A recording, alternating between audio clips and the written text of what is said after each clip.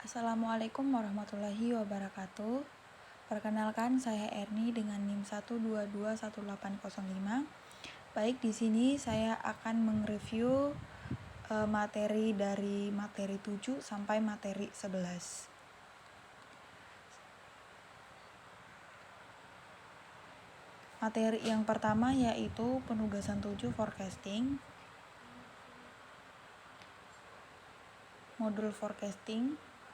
Modul forecasting yaitu peramalan atau bisa disebut peramalan merupakan metode untuk memprediksikan atau memperkirakan berbagai kejadian di masa mendatang berdasarkan data yang telah dikumpulkan sebelumnya.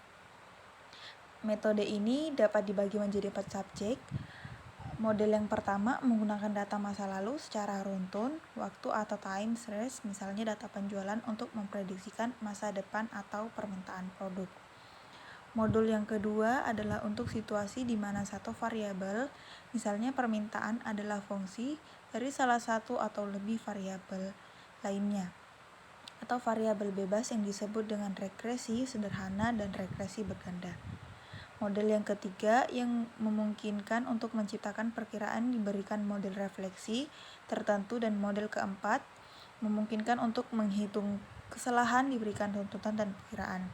Tujuannya adalah untuk menghitung metode-metode peramalan formal yang dapat digunakan dalam meramalkan permintaan sebagai dasar bagi perencanaan dan pengambilan keputusan. Dalam model forecasting ini ada 6 soal. Teman-teman bisa tekan linknya, bisa lihat di YouTube. Lalu untuk soal yang kedua yaitu modul network. Modul network atau jaringan merupakan sambungan penghubung antara satu titik dengan titik lainnya dalam jangkauan. Ada 3 macam network modul modul jaringan, yaitu minimum spanning tree, maximal flow, dan shorter routes. Di soal sini ada 3 soal, bisa dilihat untuk melihat contoh-contoh cara pengerjaannya, bagaimana pengerjaan modul network atau jaringan. Untuk penugasan yang ke-9 yaitu project management. Project management sendiri ini digunakan untuk memperkirakan jangka waktu proyek dan menentukan aktivitas proyek mana yang bersifat kritis. Manajemen proyek ini secara umum mencakup 4 fase, yaitu perencanaan, penjadwalan, pengawasan, dan pengendalian. Di penugasan 9 ini ada 3 soal.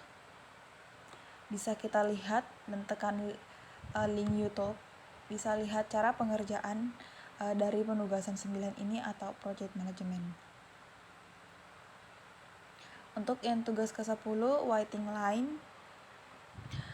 Waiting line adalah waiting lines ini digunakan untuk menciptakan model antrian yang bisa disebut antrian yang menguntungkan bagi produsen atau meminimumkan biaya dan sekaligus menguntungkan bagi konsumen, atau mengurangi dan meminimumkan waktu menunggu bagi konsumen.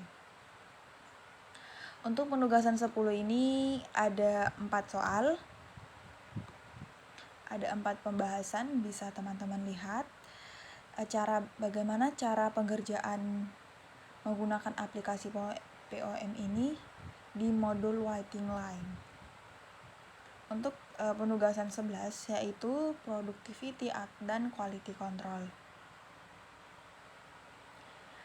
Untuk pembahasan productivity-nya ada 2 pembahasan, dan pembahasan quality control-nya juga ada 2, jadi 4 teman-teman.